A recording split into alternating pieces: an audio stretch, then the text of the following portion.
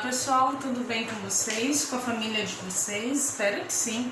Eu vim para a aula de arte dessa semana e para a aula de hoje vocês vão usar a apostila do 5º ano que está aí com vocês. E só, as atividades que vão ter dessa semana vão ser colar figuras que estão no final da apostila.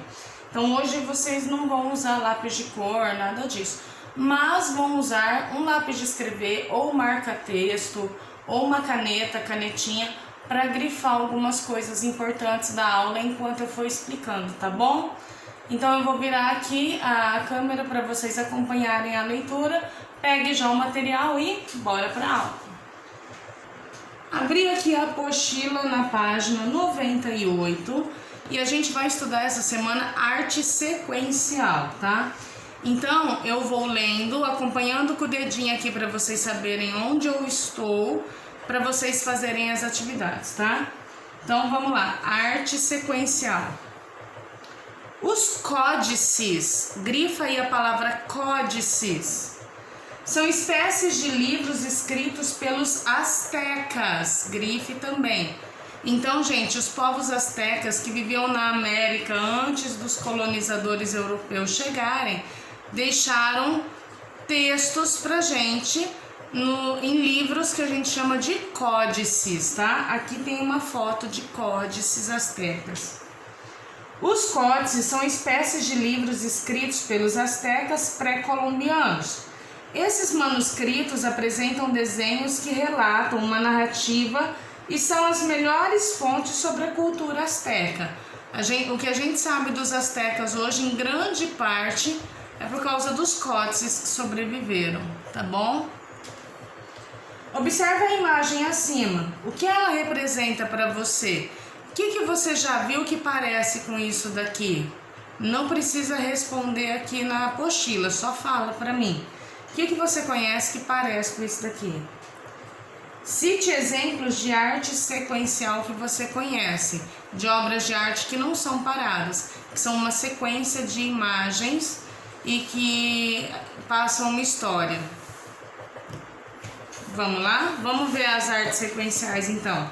Página 99. A arte sequencial na história. Os primeiros registros de arte sequencial ocorreram na pré-história. Grifa aí, pré-história. E foram utilizados para representar o modo de organização do ser humano. Grife, o modo de organização do ser humano. Existem registros sobre seus rituais, danças, caças, entre outros. Então, gente, as primeiras artes sequenciais vêm desde a pré-história e a gente sabe muito da vida que o ser humano levava naquela época por causa da arte sequencial, tá? Aqui tem uma fotografia, uma imagem. Na imagem ao lado é possível observar uma pintura rupestre, que é aquela deixada nas cavernas pelas pessoas da pré-história, narrando de forma sequencial a ação desenvolvida por caçadores em Aracoquém, na Argélia. Então são caçadores indo caçar esse animal aqui, que eu não sei o que é. Não dá para eu entender direito o que é, tá? Então é um exemplo de arte sequencial da pré-história. Só que aqui vem da direita para a esquerda. Na arte egípcia também podemos observar sequências e códigos de ações. Tem aqui esse mural. Nessa imagem é possível ver a representação do trabalho agrícola. São pessoas plantando, cultivando, colhendo e carregando aquilo que colheu, tá? Representando na pintura o mural das paredes do túmulo de Sheikh Abekurna no século XVI a.C. na cidade de Tebas, tá? Agora aqui na página 100, tá pedindo para pegar a página 157 do material de apoio, tá aqui, 157, tá lá no final da apostila. E a gente vai pregar essas imagens aqui na orientação certa, tá? Então, primeira, painel de guerra estandarte de Ur, século 25, que está no Museu Britânico de Londres.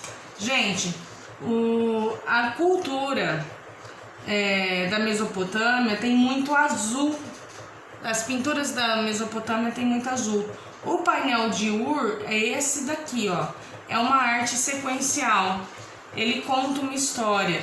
Conta a história das batalhas de Ur, que era um guerreiro. Então pega lá e cola aqui, o primeiro. Esse segundo. As histórias das grandes conquistas medievais eram bordadas em tapeçarias como essa de Bayeux, que conta a história de Harold, último rei anglo-saxão da Inglaterra, em visita à Normandia, onde ele fez um juramento de lealdade ao Duque Guilherme da Normandia, William o Conquistador. Gente, característica da pintura medieval são esses nomes aqui que vocês vão ver na imagem. Tá escrito aqui William, que na verdade é Guilherme na nossa língua, tá? William. E é uma tapeçaria, foi feito um tapete bordado com linhas para representar aqui o Harold prestando continência, prestando lealdade ao Guilherme, ao rei Guilherme. Então é essa daqui a segunda.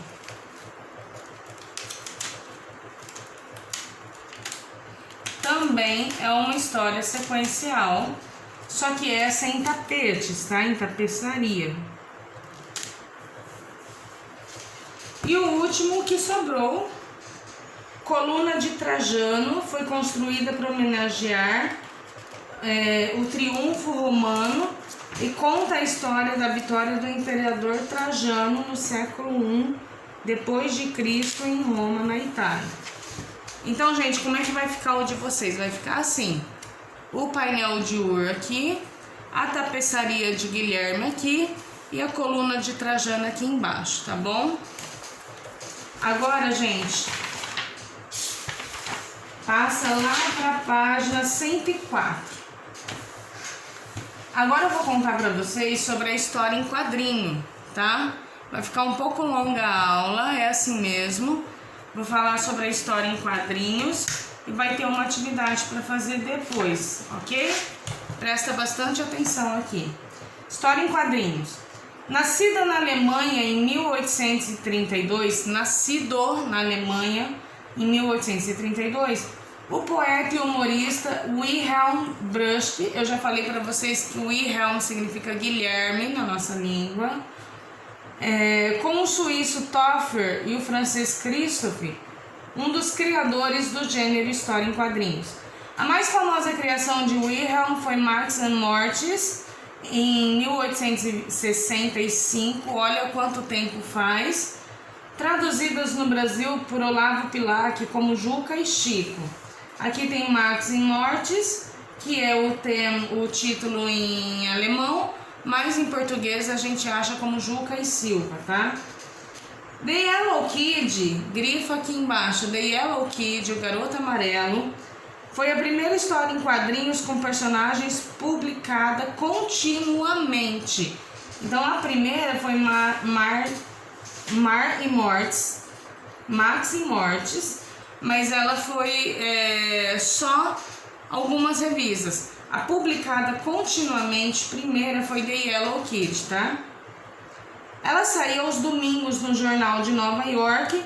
O nome da personagem foi dado pelo público leitor, que o batizou assim devido ao camisolão amarelo que vestia a personagem. No Brasil, a primeira história em quadrinhos chamada Tico Tico surgiu no Rio de Janeiro em 1905. Grifa aí o Tico Tico, gente. Em 1939, o Tico Tico tornou-se uma revista em quadrinhos, o Almanaque do Tico Tico. Tem aqui duas fotos das capas do Tico Tico, tá? Da revista e do almanaque. Não, os dois são o almanaque. A personagem principal da revista Tico Tico era um garoto chamado Chiquinho, que tinha como parceiros de aventura um cachorro jagunço, aqui o jagunço, o Benjamin e a prima Lili. No início, Chiquinho era a adaptação de Buster Brown, que era uma revista anterior, personagem de uma revista em quadrinhos americana, mas em 1914 foi criado um personagem com características físicas e culturais do garoto brasileiro. No começo era uma cópia da revista americana, mas depois passou a ser então só brasileiro, tá? Página 106 agora. O personagem Tarzan, criado por Hal Foster em 1929, deu um início à era de ouro das histórias em quadrinhos. Em 1937, o ilustrador Bernie Hogarth desenhou o personagem com um visual mais próximo do que conhecemos hoje. A diferença do Tarzan para os outros é que os outros têm um desenho mais figurativo.